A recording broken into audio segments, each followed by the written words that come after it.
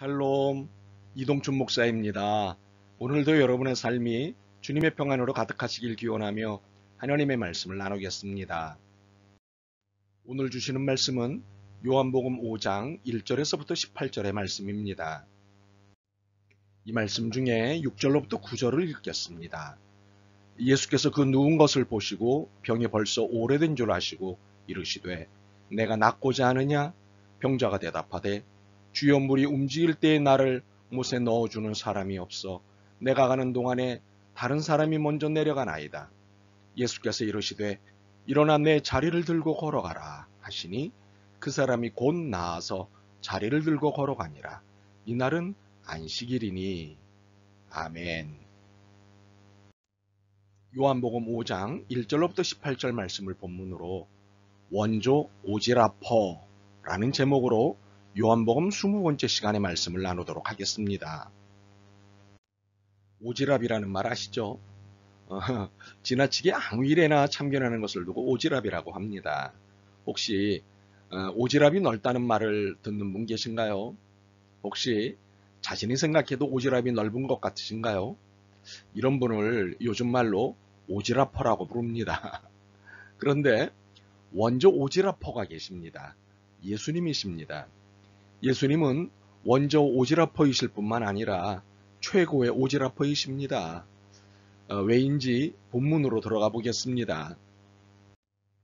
유대인들에게는 명절에 예루살렘에 올라가서 예배를 드리고 명절을 보내는 것이 최고의 명절을 보내는 방법이었습니다. 예수님도 이 분위기를 거절하지 않으셨지요. 그래서 명절이 되자 예루살렘에 올라가셨습니다. 예루살렘에 올라가는 길에 베데스다를 지나시게 되었습니다. 베데스다는 5개의 베란다가 있는 멋진 연못이었습니다. 그런데 그 연못에는 늘 환자들, 특히 당시 의학으로 불치병에 해당되는 사람들이 몰려들었습니다. 이들은 5개의 베란다에 누워 연못물의 움직임을 기다리고 있었습니다. 이유는 사절 때문이었습니다. 이는 천사가 가끔 못에 내려와 물을 움직이게 하는데 움직인 후에 먼저 들어가는 자는 어떤 병에 걸렸든지 낫게 되밀어라. 이러한 이유 때문에 베데스다는 늘 환자들로 꽉 차 있었습니다. 예수님이 예루살렘을 방문하시던 그때도 마찬가지였습니다.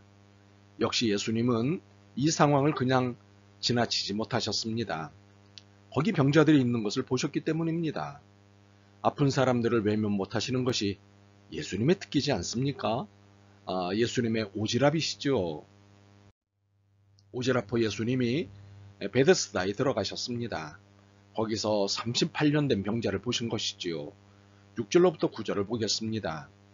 예수께서 그 누운 것을 보시고 병이 벌써 오래된 줄 아시고 이르시되 내가 낫고자 하느냐? 병자가 대답하되 주여 물이 움직일 때에 나를 못에 넣어주는 사람이 없어 내가 가는 동안에 다른 사람이 먼저 내려가나이다. 예수께서 이르시되 일어나 내 자리를 들고 걸어가라 하시니 그 사람이 곧 나아서 자리를 들고 걸어가니라. 이날은 안식일이니.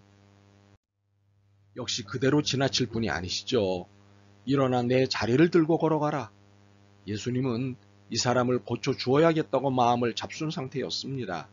그러므로 내가 낫고자 하느냐는 질문은 통과 의례일 수 있습니다. 그러니 예수님은 오지라퍼인 것이 분명합니다. 그러나 비록 이것이 통과 의례라고 해도 의지를 확인하는 것이니 형식적인 질문일 수만은 없습니다. 만약 그가 낫고 싶지 않습니다 고 대답했다면 억지로 낫게 하지는 않으셨을 테니까요. 물론 주님은 우리의 의지와 상관없이 주님의 뜻을 펼치시고 우리를 몰아가실 때가 있습니다. 주님의 소원이 중요하기 때문입니다. 주님의 소원은 하나님 나라의 지상 성취입니다. 그러나 늘 이렇게 주님의 뜻대로 우리의 의지와 상관없이 몰고 가시는 것만은 아닙니다. 우리의 의지가 주님의 의지를 지연시키거나 잠정 폐지 상태로 몰고 갈 수 있습니다. 주님은 비인격적인 분이 아니시니 우리의 의지를 존중하십니다. 그래서 주님의 의지가 우리의 의지에 밀려주실 때가 있습니다. 그러므로 신앙은 주님의 의지에 의해 좌우되면서도 우리의 의지에 의해 모양이 달라지는 것입니다. 예수님께서 내가 낫고자 하느냐는 질문을 받은 그 사람은 주여 물이 움직일 때 나를 못에 넣어주는 사람이 없어 내가 가는 동안에 다른 사람이 먼저 내려가나이다 라고 답변을 했습니다. 낳고 싶다는 대답인데 그 대답의 내용이 참 처절했습니다. 도와주는 사람이 없어 가는 도중에 그만 기회를 놓치고 만다는 슬픈 이야기를 쏟아낸 것입니다. 이 사람은 약자 중에 약자, 약자 중에 소외자였습니다. 누구도 이 사람을 도와주지 않았고 도와주려고 하지도 않았습니다. 이 얼마나 비통한 삶입니까? 그런데 이 비통함에도 그는 여전히 물이 움직이기를 기다리고 있었습니다. 매번 누군가가 먼저 들어가는 것을 보지만 아무리 애써도 먼저 들어가는 것은 기적과 다르지 않다는 것을 알지만 그는 기다리고 또 기다렸습니다. 희망과 절망 사이를 매번 오가면서도 그는 또 기다림을 택했습니다. 희망의 끈을 놓지 않았습니다. 그런 그에게 드디어 기회가 왔습니다. 희망의 끈을 놓지 않은 그에게 기회가 왔습니다. 일어나 내 자리를 들고 걸어가라. 이 얼마나 놀라운 기회입니까? 이제 이 말씀에 순종하여 일어나면 됩니다. 그런데 이 놀라운 기회는 더 놀라운 사실을 가지고 왔습니다. 무엇일까요? 구절을 자세히 보시지요. 그 사람이 곧 나아서 자리를 들고 걸어가니라. 이 사람은 한 것이 무엇인가요? 아무것도 없었습니다. 예수님의 말씀과 동시에 나은 것입니다. 일어나 내 자리를 들고 걸어가라. 그리고 나온 것입니다. 또한 움직이는 못에 제일 먼저 들어가야 병이 낫는 곳에서 이 사람은 못에 들어가지도 않았는데도 병이 나았습니다. 어떻게 이런 일이 벌어질 수 있었을까요? 희망의 끈을 놓지 않고 기회를 기다렸기 때문입니다. 또한 예수님의 오지랖 때문이었습니다. 이 두 가지 사실이 이 사람의 병을 낫게 한 것입니다. 우리는 이것을 믿음의 역사라고 합니다. 주님께 우리의 희망을 두는 것이 믿음입니다. 그래서 연약한 자를 지나치지 못하시는 예수님의 오지랖이 역사하시도록 하는 것이 믿음입니다. 바로 이 믿음이 역사를 일으킵니다.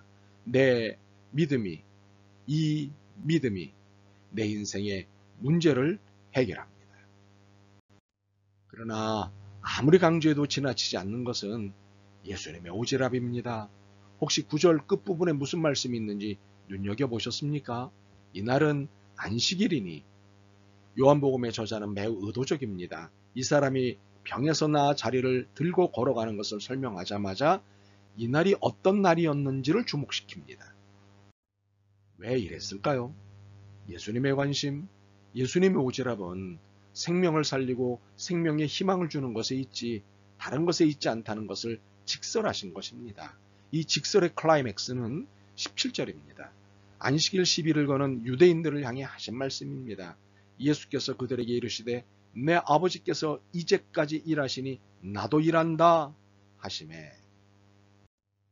예수님이 오지랖이신 이유는 바로 현재의 규칙, 주변의 상황에 맞춰 행동하시지 않기 때문입니다. 생명을 살리시는 일이라면 예수님께 절대 희망을 두고 있는 이들이 있다면 현재의 규칙도 주변의 상황도 아랑곳하지 않고 그들을 구원하신다는 사실입니다. 무엇이 중요한디 하시면서 말입니다. 그런데 예수님의 오지랖에는 전제 조건이 있습니다. 14절입니다. 다시는 죄를 범하지 말라 입니다. 이것은 언제나 우리에게 당부하시는 말씀이지요. 그러나 이 당부의 말씀을 잘 들여다보면 우리가 어떤 상태에서 예수님의 거룩한 오지랖을 만났는지 알게 됩니다. 그것은 우리가 죄 가운데서 부족한 가운데서 예수님을 만났다는 사실입니다. 의의 상태가 아닌 죄의 상태에서 예수님의 오지랖을 만난 것입니다. 그래서 이를 두고 은혜라고 합니다. 은혜란 받을 자격 없는 자에게 대가 없이 주시는 주님의 선물입니다. 그렇기에 은혜라는 선물이 아니면 그 어떤 희망도 영원히 절망일 뿐입니다. 또한 절망이 희망이 될 수 있는 것은 은혜라는 선물 때문입니다. 물론 부족하지 않은 인간은 없습니다. 어떤 인간도 완전한 인간은 없습니다. 그럼에도 죄지음이 당연한 것은 아닙니다. 부끄럽고 민망한 일입니다. 완전하지 않다는 것이 면죄부가 될 수는 없습니다. 죄 가운데 있다는 것은 하나님 앞에 책임져야 할 일입니다. 심판받아야 할 일입니다. 바로 이 사실이 은혜를 필요로 하는 것이지요. 하나님의 은혜가 아니면 도저히 해결할 수 없는 인간의 상태이기 때문입니다. 문제는 이러한 은혜를 어떻게 만나야 하는지를 우리가 몰랐다는 사실입니다. 바로 이 사실 속에서 예수님의 오지랖이 발동하셨습니다. 이러한 현실을 그냥 지나치시고 하늘 높은 보좌에서 영광을 누리시면 될 것을 그 거룩하신 오지랖 때문에 인간이 되셨다는 것 아니겠습니까? 그리고 대속의 죽음을 겪으셨다는 것 아니겠습니까? 다 그 거룩한 오지랖 때문입니다. 감사하게도 말입니다. 여러분은 지금까지 나눈 말씀이 이해가 잘 되셨습니까?